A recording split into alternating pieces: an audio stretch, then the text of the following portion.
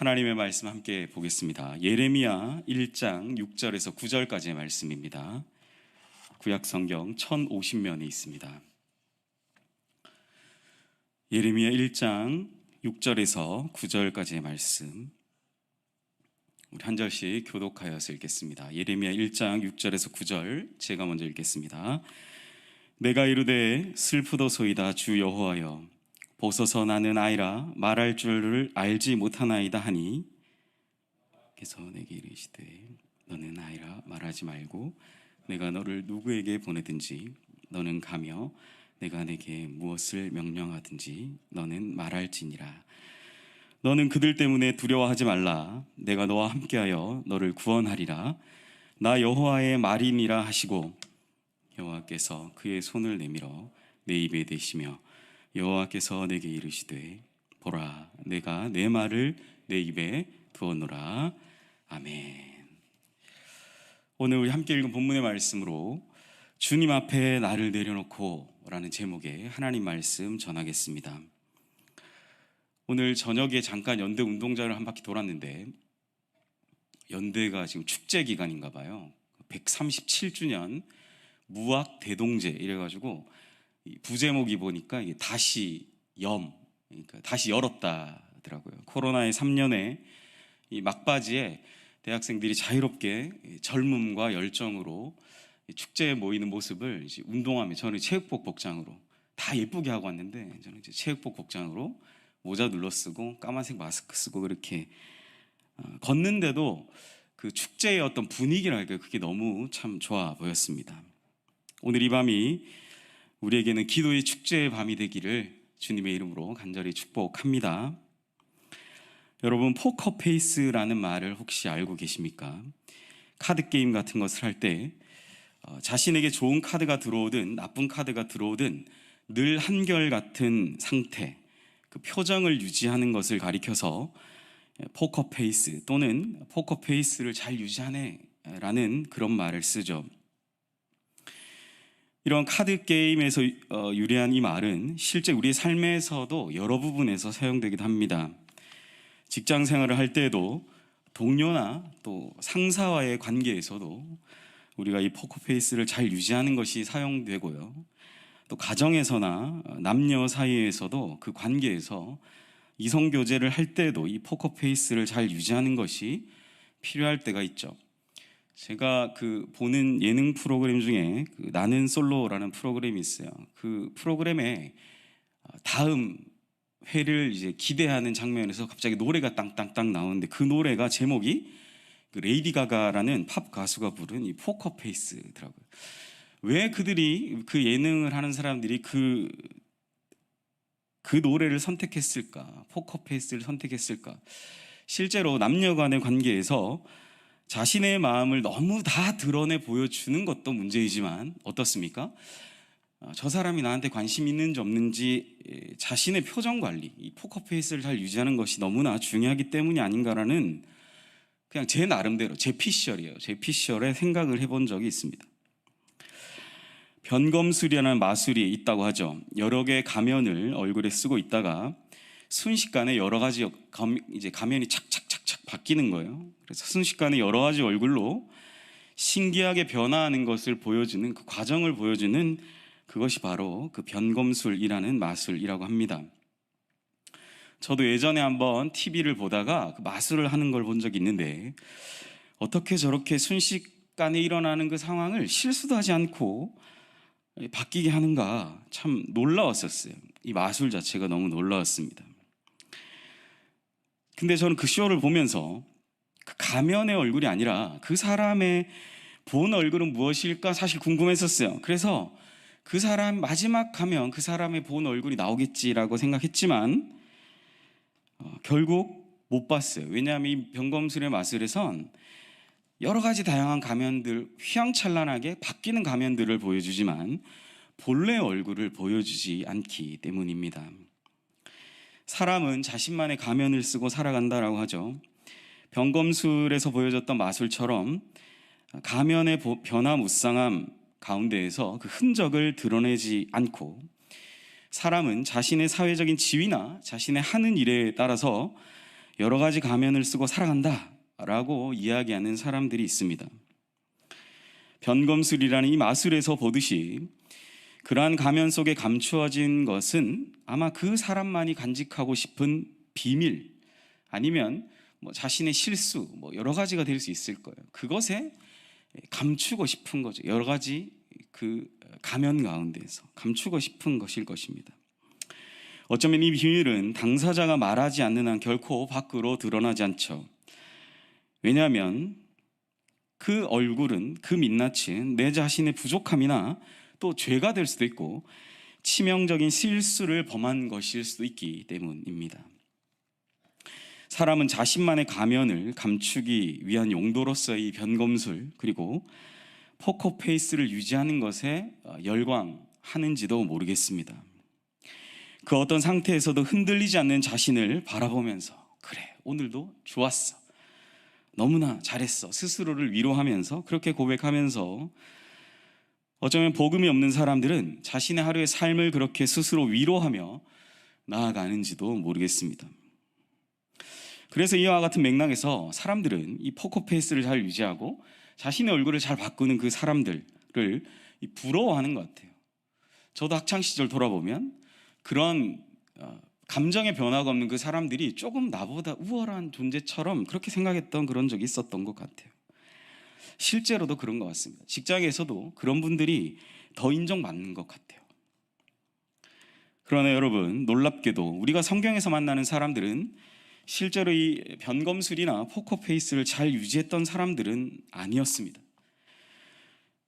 그들이 사람과의 관계에서는 어쩌면 자기 자신의 모습을 감출 수 있었을지 모르겠지만, 무엇보다 그들이 하나님의 존전 앞에서는, 그 앞에 서게 될 때는 자신만이 가졌던 비밀도 다 드러나고, 또 자신이 가졌던 자신의 그 부족함까지도 솔직한 마음으로 다 드러나게 되는 현장이 바로 주님을 만나게 되는 그 자리, 그 현장이라는 거죠. 저는 아무쪼록 오늘 이 금요기도의 밤 우리가 기도하는 그 자리가 정말 하나님의 존전 앞에 서게 될 때 나 자신을 속이고 기만하는 행위로서 일관하는 것이 아니라 전심으로 나의 모든 것을, 나의 부족함까지도 다 아시고 그런 부족함까지도 다 내어놓고 주님 앞에 나아갈 수 있는 그런 복된 저와 여러분의 기도의 밤이 되시기를 주님의 이름으로 간절히 소망합니다.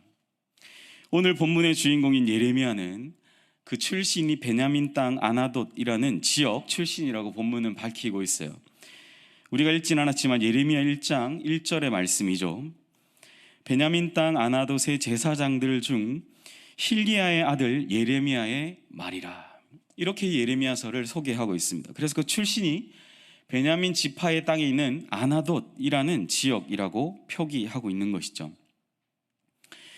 아나돗이라는 이 땅은 솔로몬이 왕으로 즉위할 때 솔로몬이 왕으로 즉위하는 것을 반대했던 그 제사장, 그래서 예루살렘에서 쫓겨난 제사장이었던 제사장 아비아달의 고향으로 알려져 있습니다. 그리고 그는 쫓겨나서 다시 예루살렘에서 아나돗으로 쫓겨갔다라고 하죠. 예레미야의 고향인 아나돗은 제사장의 고장이면서 한편으로는 그들은 제사장 중에서도 중심부에 있었던, 위치했던 그러한 인물들이 아니라 소위 말해서 주변부, 아류에 있었던 제사장들이라고 우리는 생각해 볼 수 있는 거죠. 중심부에 위치한 제사장 가문이 아니라 주변부에 존재한 제사장의 무리였고, 그 가문 중에 한 사람인 이 예레미야가 바로 그 지방, 그 지역, 그 가문 출신이다라는 것을 이 짧은 1절의 한 말씀에서 우리에게 알려주고 있는 단서라고 할 수 있는 거죠. 부족하고 바깥으로 내놓을 때 아무것도 내세울 수 없었던 예레미야는 오늘 하나님을 처음 만납니다. 오늘 본문은 예레미야가 이 주님을 처음 만난 날, 그 날을 기록하고 있는 거죠. 오늘 본문은 장 제목에서도 확인할 수 있듯이 여호와의 말씀이 예레미야에게 처음 임한 날에 관한 기록입니다. 주님을 처음 만날 때 어떤 일이 일어났을까요? 주님은 먼저 예레미야를 이렇게 부르셨습니다. 예레미야 1장 4절과 5절 말씀이죠. 여호와의 말씀이 내게 임하니라. 이르시되 내가 너를 모태에 짓기 전에 너를 알았고 내가 배에서 나오기 전에 너를 성별하였고 너를 여러 나라의 선지자로 세우노라 하시기로. 변방의 선지자 가문 출신인 예레미야에게 언제인지 정확한 어느 시점인지 모르겠지만 아주 놀라운 일이 생겼습니다. 그것은 하나님의 말씀이 그 가운데 임했던 것이죠. 하나님은 놀라운 말씀으로 이 예레미야에게 찾아오셨습니다. 그리고 이렇게 말씀하셨어요. 나는 너를 어머니 뱃속에 있기 전부터, 그리고 심지어 네가 이 세상에 태어나기 전인 그때부터 너를 구별했고 너를 세상 만국을 위한 선지자로 세웠다라고 하시는 말씀이죠. 여러분, 이 말씀 들을 때 어떤 마음이 드십니까? 예레미야는 정말 하나님 앞에 놀라운 복을 받았구나라는 생각이 혹시 드세요? 저는 학부를 신학교를 나와서 이런 예레미야의 말씀, 네가 뱃속에 있기도 전에 너를 성별해서 택해서 이 신학교를 보냈다라고 얘기하는 많은 목회자 후보생들을 봤습니다. 신학교에 참 많았어요. 하나 같은 고백은 자신에게는 결정권이 없었고 태어나 이성이라는 것, 내가 생각할 스스로 사유할 수 있는 이성이라는 것이 생겨나고 보니까 난 이미 내 운명이 결정된 상태였다라는 이야기였어요. 이게 한편으로는 안정감이지만 또 다른 한편으로는 굉장한 불안이죠. 어떤 친구들이 이 말씀을 받은 것이 굉장한 안정감으로 느껴졌어요. 왜냐하면 집안에서 이 친구 한 명을 이제 목회자로 세우기 위해서 물심양면으로 어마어마한 지원을 정말 아끼지 않습니다. 그리고 늘 약간 영적인 부담을 줘요. 만날 때마다. 우리는 그때 새끼 전도사 이런 표현을 썼거든요. 요즘 그런 말이 없지만 제가 예전에 이제 모셨던 담임 목사님들은 이제 저희들 가르쳐서 새끼 전도사다 이런 얘기를 했어요. 그래서 새끼 전도사도 주의 종이니까 무시하지 말아라 해서 되게 대우를 잘 받았었던 적이 있었어요. 제가 그 새끼 전도사 그 시절에도 사실은 굉장히 이제 영적인 어떤 압박을 주는 거죠. 이 친구들은 집에 가도 텔레비도 함부로 못 봐요. 늘 말씀과 기도 이렇게 살아야 되는 그러한 친구들이었던 거죠. 다른 한편으로는 그런 친구들의 모습이 굉장히 불쌍하게 여겨 보이기도 했었어요. 저는 볼 때. 왜냐하면 그 친구들에게는 다른 선택지가 없었기 때문이에요. 요즘 말로 말하면 노받고, 그러니까 뒤로 백해서 갈 수가 없는, 그냥 이 길로 쭉 가야 되는 그러한 모습으로 보여졌기 때문이죠. 오늘 예레미야에게도 이 말씀이 그렇게 들렸을 것입니다. 뒤로 돌아서 다른 곳을 향해서 갈 수 없는 하나의 길만이 그에게 주어진 것입니다. 오토바이를 타보신 경험이, 저도 안 타봤는데 누구 뒤에 얻어 타보긴 해도 오토바이를 타고 마치 내리막길을, 아주 좁은 길을, 산길과 같은 그 좁은 한 길을 내려가는 것과 같은 그러한 상태가 바로 오늘 예레미야의 이 하나님의 말씀이 예레미야에게 임한 그러한 충격이었을 거예요. 이와 같은 다시 돌아서 갈 수 없는 하나님의 부름 앞에서 예레미야는 어떻게 반응하고 있습니까? 오늘 우리가 함께 읽었던 예레미야 1장 6절의 말씀이죠. 내가 이르되 슬프도소이다 주 여호와여 보소서 나는 아이라 말할 줄을 알지 못하나이다 하니. 예레미야의 첫 말은 슬프다였어요. 이 슬프도소이다 라는 말은 예레미야가 나중에 예레미야 애가에서도 예루살렘 성전이 무너지고 완전 박살이 나고 불에 타고 남은 것이 없을 때에도 이 슬프도소이다 라는 표현을 쓰거든요. 여러분, 그와 비슷한 어감이죠. 근데 이게 똑같이 어디에 쓰였냐? 내가 하나님의 부름을 받았을 때 예레미야가 처음 느꼈던 감정은 바로 이 슬프다, 절망적인 그러한 상태였다라는 것을 우리는 약간 짐작해 볼 수 있는 것입니다. 우리에게는 하고 싶은 일과 하기 싫은 일, 두 가지 종류의 일이 있죠. 그리고 하고 싶은 일 중에서는 꼭 해야 되는 일과 하지 않아도 되는 일, 두 가지의 일이 있을 것입니다. 하지 않아도 되는 일은 하고 싶지 않을 경우에는 하지 않아도 되죠. 그러나 꼭 해야 되는 일은 내가 싫든 좋든 해야만 되는 그런 일이 있습니다. 어쩌면 예레미야는 오늘 하나님으로부터 이 말씀을 받습니다. 꼭 해야만 하는 일을 하나님으로부터 받았어요. 이것은 뒤로 돌아갈 수도 없습니다. 바꾸고 없어요. 그냥 가야 됩니다. 그런데 예레미야는 어떻게 반응하죠? 이게 꼭 해야 되는 일인데 예레미야는 그것을 혹시나 피할 수 있으면 내가 하지 않아도 되는 일이었으면 좋겠습니다라는 반응을 보이는 거예요. 슬픕니다. 하나님, 내가 이 말씀 받은 거 너무 슬픕니다.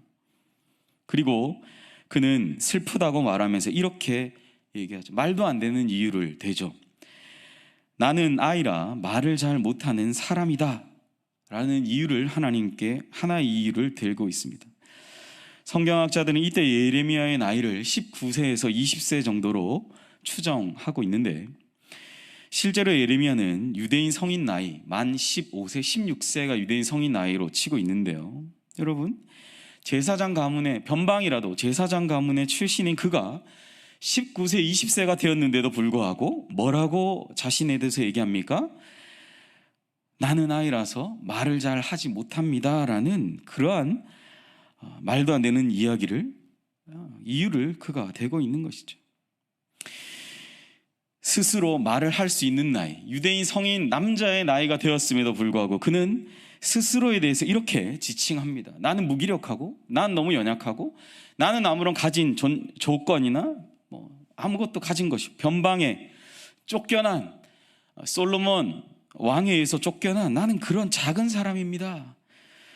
나는 그런 작은 아이와 같은 사람입니다 라고 예레미야는 표현하고 있는 것입니다.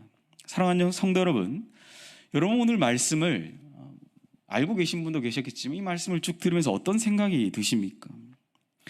하나님의 부름 앞에 저를 비롯한 제가 그 성별에서 신학교에 왔던 그 친구들을 바라볼 때 저도 사실은 목회를 하다가 자신 있게 왔지만 하다 보면 제 스스로 이렇게 약해질 때가 있어요. 내가 이걸 정말 감당할 수 있을까?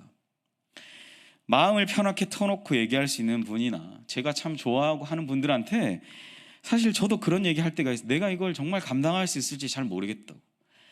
앞으로 제 남은 인생이 70세까지 목회를 한다고 해야 되지 한 25년? 조금 많게 한 30년? 이렇게 남았다라고 할 수 있는데 목사님 제가 정말 이걸 할 수 있을지 정말 잘 모르겠어요. 저도 그럴 때가 있죠. 오늘 말씀 준비하면서 이 예레미야의 모습 속에서 저를 사실 발견했습니다. 우리는 어떻게든 핑계를 대죠. 하나님 앞에서도 태연한 척 의연한 척 포커페이스를 유지하려고 합니다. 그리고 쓸수만이 때문에 나의 모든 수단을 동원해서 여러 가지 핑계거리를 대는 거죠. 내 가면을 쓰는 거죠. 내 얼굴에 그 여러 가지 화려하게 바뀌는 손기술들, 내 얼굴에 가면들을 최대한 장착하면서 하나님 저 이거 못할 것 같은데요 라는 이야기를 우리는 한다는 거죠. 예레미야처럼 말도 안 되는 이유를 대면서 이미 성인 나이가 넘었는데 말을 할 수 없는 사람이다 라는 이야기를 하면서 예레미야와 같은 여러분 우리가 그런 이야기들을 하는 사람들임을 우리는 확인할 수 있어요. 그런데 하나님은 내가 내 스스로도 알지 못하는 것을 다 알고 계시는 하나님이시죠. 나는 내 스스로가 말을 못하는 줄 알았는데, 나는 내 스스로가 이걸 감당하지 못할 줄 알았는데, 나는 내 스스로 앞으로 남아있는 25년, 30년의 기간을 정말 목사로서 교회를 섬기고 목회자로서 이 사회를 감당이 너무나 부족한 존재라고 생각하고 있었는데, 나는 나 자신을 그렇게 생각하고 있었는데 하나님은 내가 나 스스로에 대해서도 내가 알지 못했던 부분까지도 참된 그 나 자신을 알고 계시고 나를 향한 하나님의 온전한 부르심으로 인도하시는 그 하나님을 예레미야로 하여금 고백하게 하시는 하나님이시다라는 사실입니다. 요즘 말로 잠재력이라고 하죠. 모르겠어요. 하나님이 예레미야에게 있었던 잠재력을 보고 했는지는 저는 잘 모르겠습니다. 왜냐하면 성경 본문에 예레미야의 잠재력을 하나님이 확인하시고라는 내용이 없어요, 사실. 그런데 우리는 이 현대적인 의미로 표현할 때 하나님은 예레미야의 잠재력을 보셨을 수도 있을 것 같습니다. 왜냐하면 그런 잠재력이 없는 사람을 이 힘든 시기에 이 사람 불렀겠어요? 여러분, 그렇지 않잖아요. 하나님은 예레미야 스스로도 알지 못했던 이 잠재적인 능력까지도 다 확인하셔서 이 예레미야를 향한 하나님의 완전하신 뜻과 그 계획으로 인도하시는 하나님이심을 우리는 오늘 말씀을 통해서 먼저 확인해 볼 수가 있는 것이죠. 성경 속에서 하나님의 부르심을 받은 여러 사람들이 어쩌면 예레미야와 같은 이 고백으로 하나님의 부르심에 응답하는 것을 보게 됩니다. 스스로의 연약함을 늘 고백해요. 하나님의 약속을 받는 사람들도 조금 있다가 보겠지만 그 약속을 받아도 하나님이 말씀도 하시고 막 현상으로도 보여주시는데도 상황이 바뀌고 환경이 바뀌면 스스로 확신하지 못하죠. 스스로의 연약함을 고백하면서 예레미야처럼 나는 아이라, 나는 이 일을 감당할 수 없는 사람임을 하나님 앞에 이야기하게 되는 것입니다. 오늘 하나님은 그렇게 이야기하는 예레미야를 향해 뭐라고 말씀하시죠? 예레미야 1장 7절과 9절입니다. 여호와께서 내게 이르시되 너는 아이라 말하지 말고 내가 너를 누구에게 보내든지 너는 가며 내가 내게 무엇을 명령하든지 너는 말할지어다. 너는 그들 때문에 두려워하지 말라. 내가 너와 함께하여 너를 구원하리라. 나 여호와의 말이니라 하시고 여호와께서 그의 손을 내밀어 내 입에 대시며 여호와께서 내게 이르시되 보라 내가 내 말을 내 입에 두어놓으라. 놀라운 말씀 아닙니까?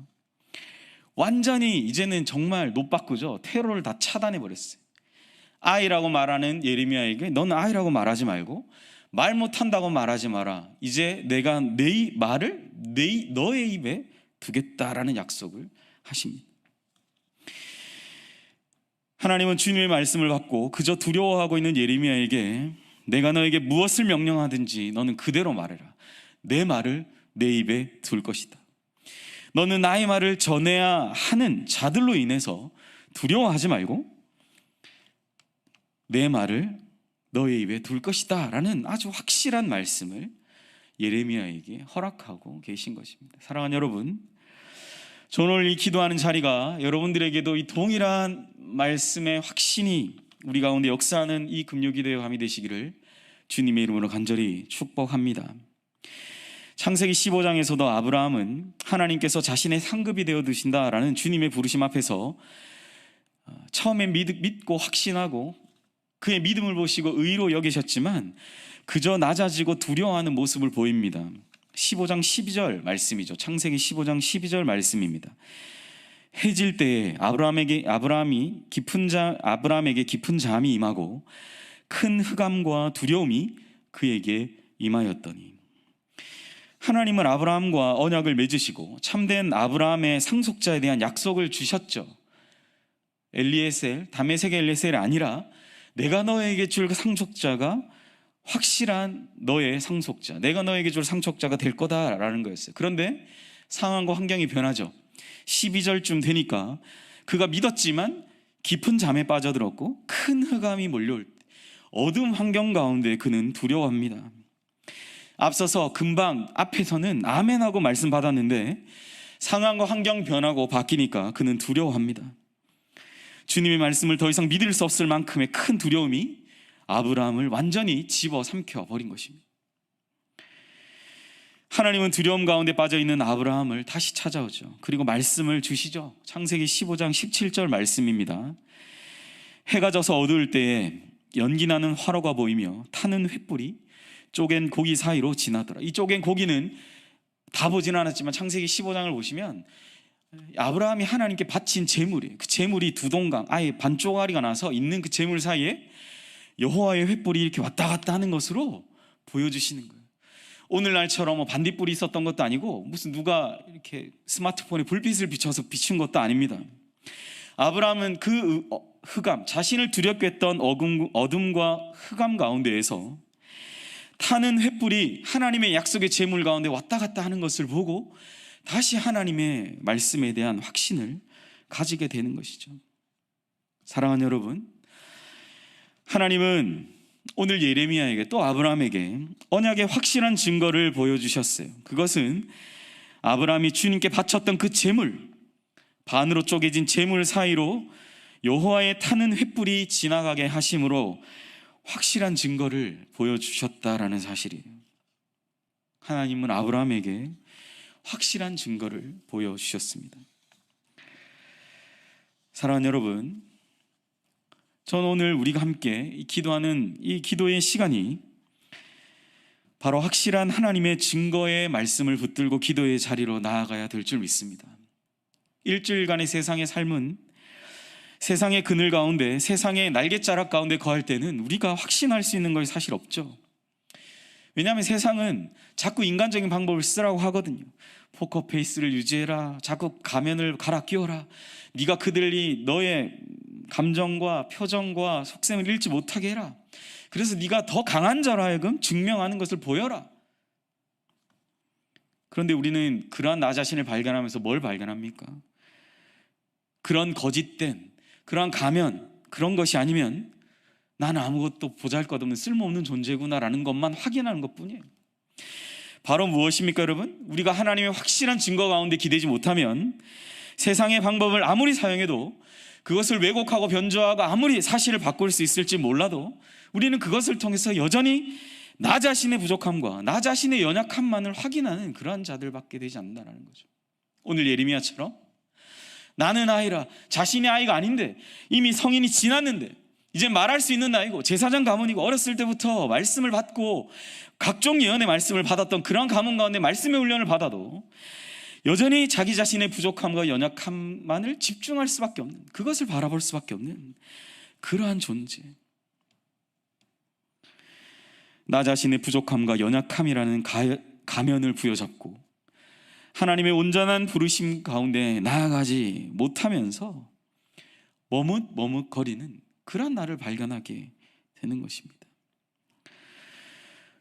저는 이 5일째 밤, 이 기도의 밤이 우리가 열정적으로 하나님의 온전하신 그 자리 가운데 나아가서 하나님의 확실한 증거를 붙들고 기도하면서 세상의 모든 때 묻었던 것들을 다 털어버리고 나 자신의 부족함과 연약함이라는 가면을 부여잡는 것이 아니라 하나님의 온전한 부르심 같아 하나님의 확실한 말씀, 그 부르심 앞에서 온전히 우리 자신을 제물과 같이 내어드리는 우리 모두가 되는 오늘 이 금요 기도의 밤이 되었으면 좋겠습니다.